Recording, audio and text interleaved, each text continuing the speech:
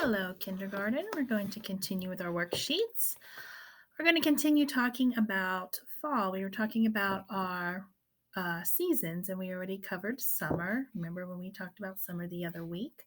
And now we're talking about fall. And the thing that we're going to focus on today are animals in the fall. And we're going to talk about things that animals do in the fall, and you'll do your little worksheet on that. So I'm going to read to you some of the stuff from my book. So you just need to listen. So it says, ready for winter. God gave animals the ability to sense when the winter is approaching and to notice the changes in the amount of daylight in the weather. So God blessed animals with that to know that winter will be coming after fall and to get ready for winter. So, migration, some animals migrate, which means that they travel to a warmer climate in order to survive and find food. Some birds, insects, fish, bats, elk, caribou, and whales migrate in the winter. One of the insects that travels the farthest during the migration is the monarch butterfly. So even butterflies travel south.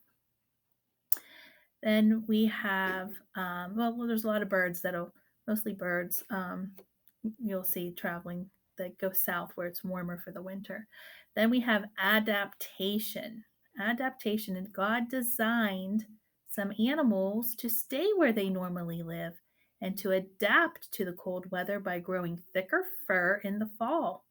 Weasels and snowshoe rabbits grow new white fur in order to help them hide in the snow. It helps them hide from their predators. Animals such as squirrels, beavers, and mice gather extra food in the fall for the long winter months. In the winter, some animals find shelter in logs and trees, underground, or under rocks, while some huddle together to stay warm. So they just learn to adapt to the weather, um, adapt and use it for them to get you. They just get used to the weather. And then we have hibernation. What do you think of when you say hibernation? You usually think of bears. I think of bears. So a few animals, such as bears, chipmunks, and skunks, hibernate during the cold winter months. Both their breathing and their heartbeat slow down so that they can sleep for a long time without needing food. They prepare for hibernation by eating extra food in the fall. So they eat a lot of extra food so that they can um, so their body will be able to get through the fall with hibernation. So that's what the animals do, is how God made the animals. So next you're going to get out your worksheet. Let me show you your worksheet you're going to do. This worksheet, first thing I want you to do is write your name. Write your name on your worksheet. And we're going to look at the animals, see if you were paying attention to what I read to you. It says, circle the way an animal would prepare for winter. So let's look at the squirrel. How would a squirrel prepare for winter? Would he climb up a tree or would he stash away some nuts? So you want to circle him stashing away his nuts. Next we have geese. Those look like geese to me, or they could be ducks, I guess. Sometimes you see them flying in a V like that. So if they stayed here, the weather gets cold, what happens to the ponds? They freeze, huh? This would be ice. There's no way they could stay there and swim, huh? So I'm sure you've seen them up in the sky flying. So they fly south where it's warmer so that they can go into a pond. Next, we have bears. How do they prepare for winter? You might say hibernate. Well, how do they prepare for hibernating? Do they just walk around or do they eat a bunch of food so that their body has food while they're hibernating? You want to circle them eating all the berries. Those berries look good, huh? And that's a messy bear, huh? He's got it messy all over his face.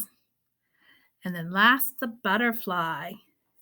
Does the butterfly stay here with the flowers or do they fly south? They fly south too. And by the time it would be fall into winter, there wouldn't even be any flowers left for them to even go on. So they need to go where it's warmer, where flowers can grow. All right, flip your page over. And I want you to trace.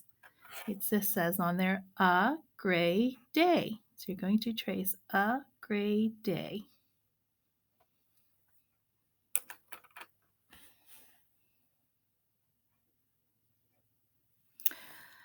Next, we're going to read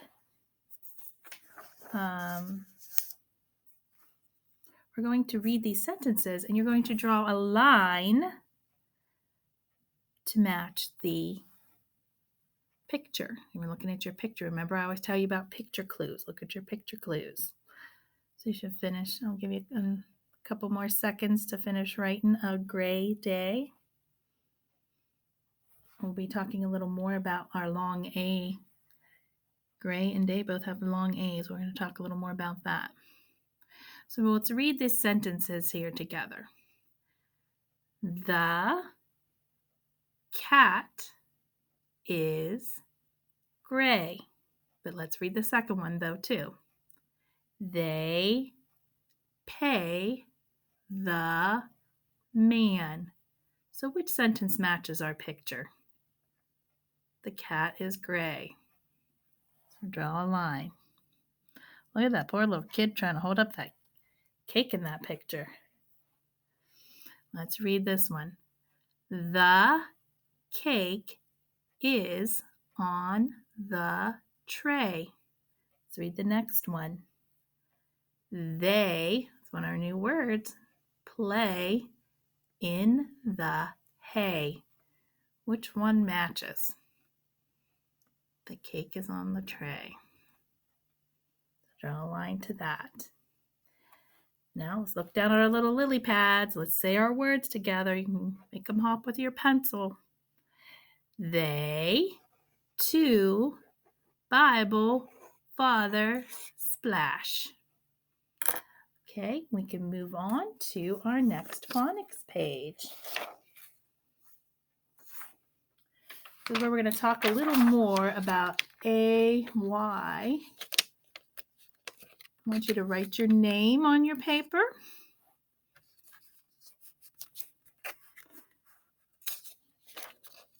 Your name on your paper, and I'm going to talk about that. I want to talk about the letter Y when it is with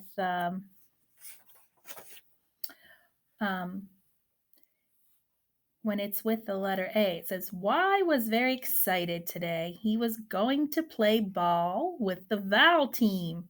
He was a consonant and usually played with the consonant team, but today was special. He put on his vowel team shirt, and it was fun to pretend to be a vowel. So he gets to be a vowel with the letter A. Well, every time you see an AY, you're going to say the long A sound. When you see AY together, it's a long A sound. So let's look, all these words, the endings are all going to be A. If you look at all your words on here, they all have AY, AY, AY. So you just can look at your beginning sound to sound them out. So let's read our first sentence, and I have it done for you. It says, will you stay? Trace the word stay. We have stay and weigh. Stay sounds better than weigh. You wouldn't say, will you weigh? So trace the word stay.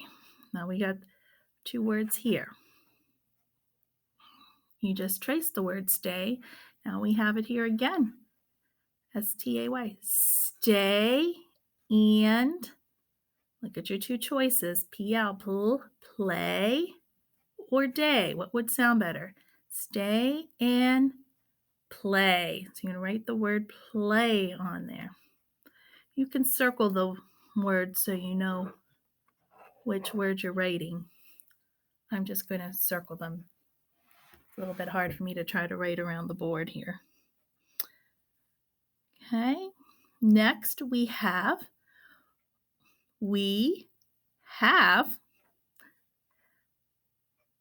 we have pay and clay. So we have pay or we have clay. What's in the picture here? Looks like clay to me. So we have clay. I'm going to circle that one, C-L-A-Y. Put that one down. Write it down on in your sentence there. And then at the bottom, we have this is a blank to play. Let's see what words we have here. We have say and day. So what sounds better? This is a say to play or this is a day to play?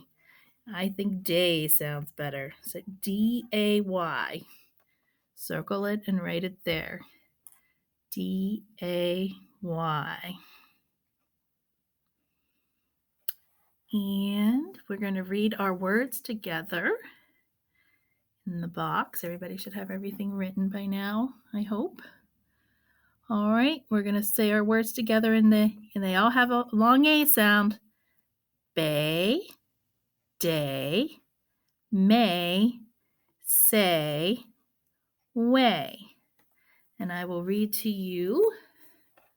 You better look at our Bible verse at the bottom. It says, "This is the day to which the Lord has made. We will rejoice and be glad in it." Psalms 118, verse 24. All right, flip our pages over. They do the first one for you.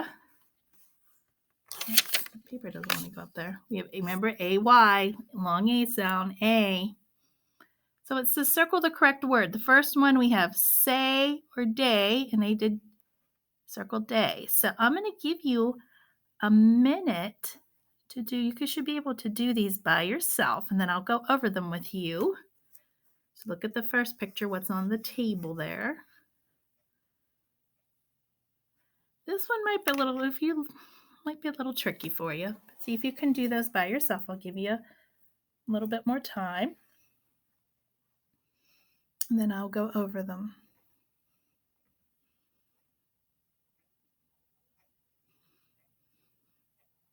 All right, let's look at this first one. We have, what's that look like on the table? It's not Play-Doh, it's clay. We have day and clay, so we know that this is clay. So you want to circle clay. Hopefully you have clay circled. Then these two girls looks like they're talking to one another. So your words are way or say. You should have circled say because they're talking to one another. And then what do you do at a playground? Do you clay or do you play? Of course you play, huh? That would be silly. So you should have the word play circled. Alrighty. That's it for phonics, and we're going to get ready for math next. So get your math